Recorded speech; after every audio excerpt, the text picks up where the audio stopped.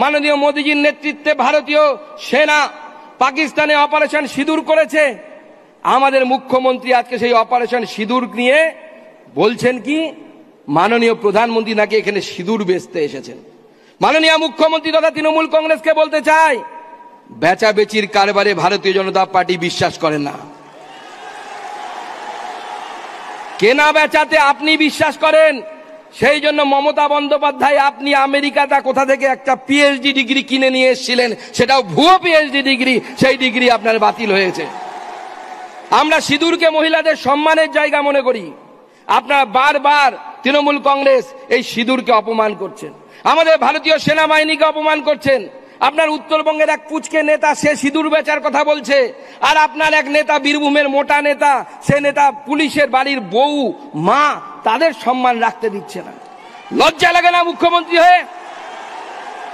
যে পুলিশ মন্ত্রী নিজের পুলিশের বাড়ির মহিলাদের ইজ্জত সামলাতে পারে না, রক্ষা করতে পারে না, এই রকম অপদার্থ মহিলা মুখ্যমন্ত্রী হওয়া সত্ত্বেও তার আসনে বসে থাকার কোনো অধিকার তার নেই, তাকে তার আসন ছেড়ে চলে যেতে হবে।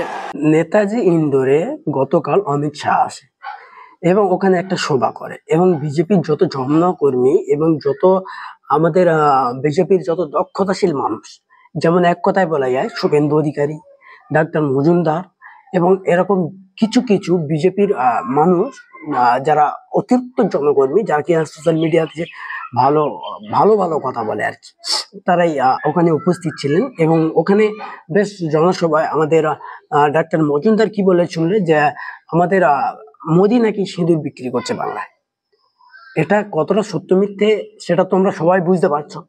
তারপরেও আমি তোমাদেরকে এটুকুই বলতে চাই যে আমাদের বাংলায় সিঁদুরটা নিয়ে কি হচ্ছে সেটা তোমরা খুব ভালোভাবে জানো, কারণ তোমরা সব দেশপ্রেমিক মানুষ, তোমরা খবর দেখো, তোমরা খবর বোঝো।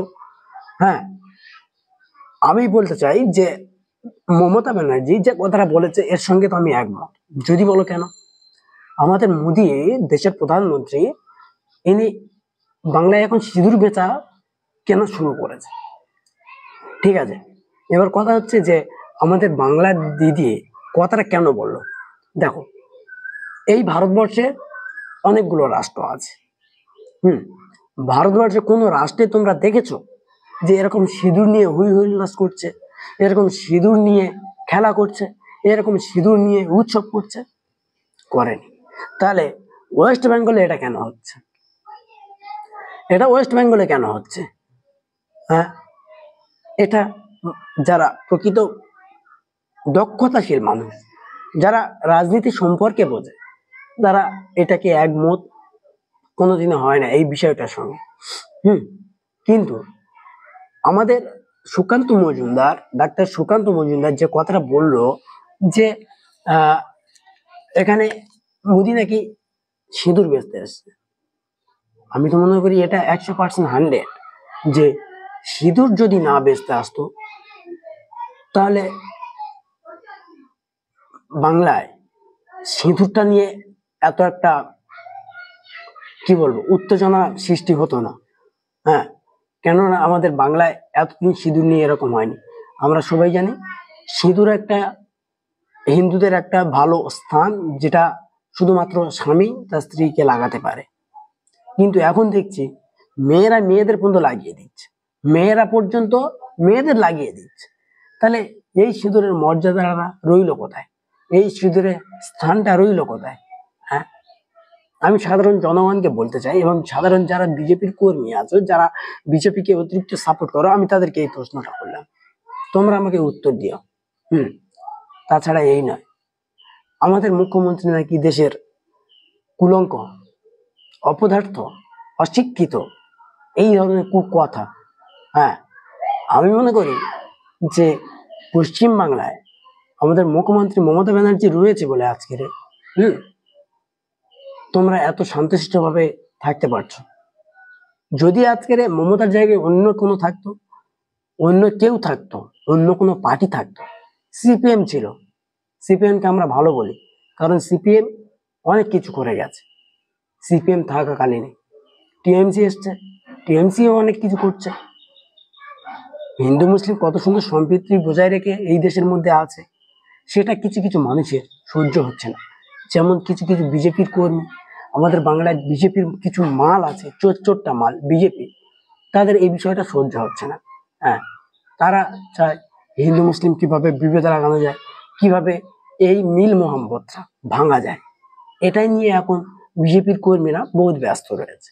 যে না, এটা আমাদেরকে হিন্দু রাষ্ট্র করতে হবে। ভাই, একটা ঘরের পাশে 5টা হিন্দু থাকলে এবং 5টা মুসলিম থাকলে, হ্যাঁ, সেই হিন্দু মুসলিম তোমরা ঠিক থাকতে পারো না, তোমরা আবার গল্প দিচ্ছ পুরো রাষ্ট্রের কথা, পুরো রাষ্ট্র তোমরা হিন্দু বানাবে। এটা কোনোদিন সম্ভব হয়নি, এটা কোনোদিন সম্ভব হবেও না।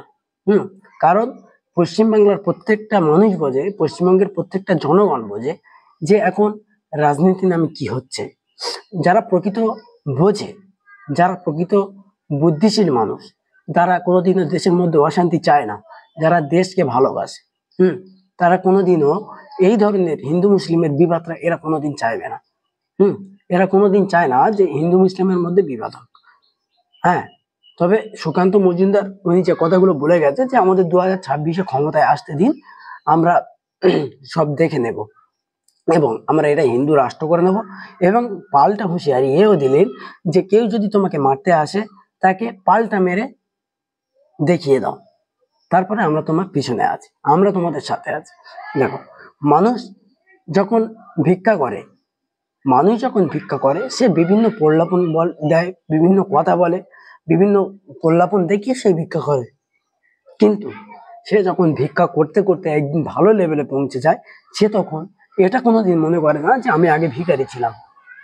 কথাটা আমি অ্যাকচুয়ালি ভিখারিদের দিয়ে বলিনি, আমি কথাটা কি কারণে বলেছি আর কোন উদ্দেশ্যে বলেছি সেটা তোমরা বুঝতে পেরেছো। হ্যাঁ, তাই আমি এতটুকুই বলবো যে এখন হাত আছে, হাতের মূল্য দাও, এখন আমূল আছে, আমূলের মূল্য দাও।